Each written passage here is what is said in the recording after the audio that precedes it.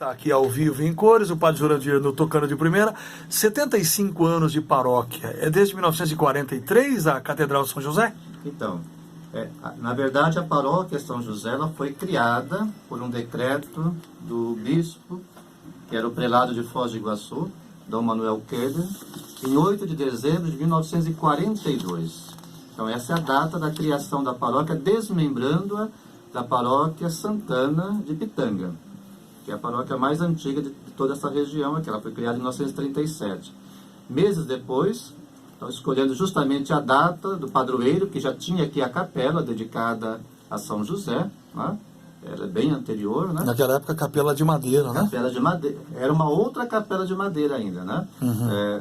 Nós temos dois momentos da capela de madeira. Uma ali, primeira, onde hoje é a Vila Carolo, e depois aqui, atualmente. Depois, aí no dia 19 de março de 1943, então deu-se a instalação da paróquia com a posse oficialmente do primeiro pároco, Padre Aloysio Jacob.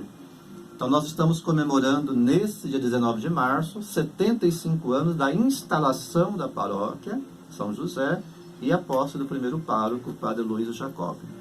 Muito bem. Existem outras catedrais mais antigas no Paraná? Existe, né? Tem, claro. Né? Curitiba, Ponta Grossa, né? São mais antigas. São mais antigas, sim, catedrais mais antigas. Certo. E ao longo dessa... Agora, a paróquia São José só se torna catedral em 1959. Em 59? Em 59, quando o Papa João XXIII criou a Diocese de Campo Mourão, aí extinguiu a prelazia de Foz do Iguaçu, e numa mesma bula pontifícia ele criou duas dioceses, a Diocese de Campo Mourão e a Diocese de Toledo. E aí podia ter escolhido outra paróquia da diocese, mas escolheu a catedral, a paróquia São José, como sede da diocese, e então nessa mesma bula a paróquia São José passa a ser catedral diocesana.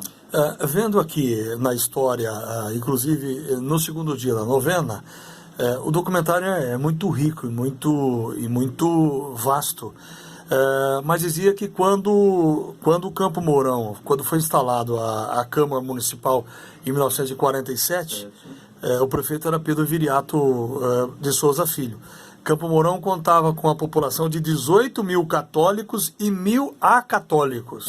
Essa é uma particularidade do Padre Aloysio Jacob. O Padre Aloysio Jacob ele era alemão, né? Nascido na Alemanha, veio para o Brasil como missionário do Verbo Divino e era muito preciso, né? Muito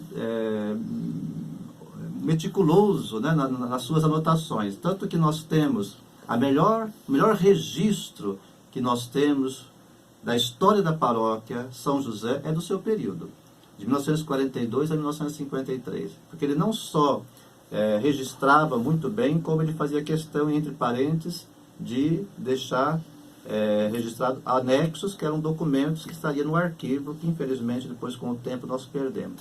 Depois, quando ele vai para Piabiru, a mesma coisa, né? O livro Tombo de Piabiru, onde ele registra os acontecimentos, é muito bem escrito. E ele era muito minucioso, né? Então, tanto em registrar a população, e ele fazia questão de registrar. A população era essa, mas a quantia de católicos e a quantia que ele considerava acatólicos. Certamente seriam pessoas que não eram católicos, ou até mesmo pessoas que não tinham religião. Que não tinham religião ou vivia totalmente indiferente à fé católica. Certo. Padre Jurandir, quer dizer que então podemos dizer assim que... e a escolha de São José, tem uma notícia na história? Por que alguém escolheu e por que São José? Eu não tenho precisamente. Essa região nossa aqui do Noroeste, ela se firmou, né, em torno de 3 devoções fundamentais. A primeira grande devoção forte é a Santa Cruz.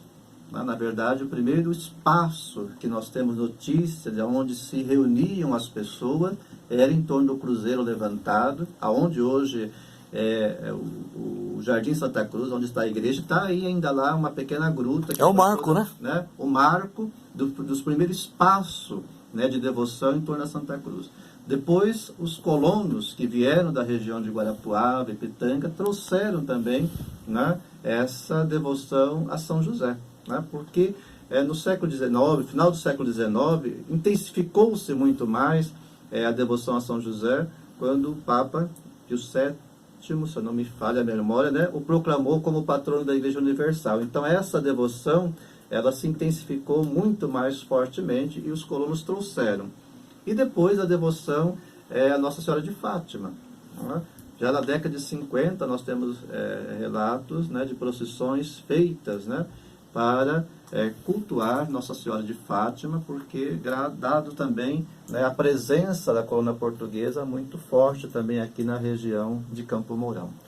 Muito bem, para finalizar e para liberar o senhor, então dá para dizer que na história desses 70 anos de Campo Mourão... 75. Praticamente, 70 anos de Campo Mourão como município. Como né? município, mas bem um pouquinho antes, então, é muito forte a presença da religiosidade do povo. O povo de ontem e o povo de hoje. Claro. Né? Aliás, nós temos que lembrar, e aqui no livrinho nós trazemos, né? Na primeira noite nós trouxemos alguns antecedentes históricos. A nossa região, já no século XVI, ela foi percorrida por missionários, né, da Companhia de Jesus, até mesmo do clero secular.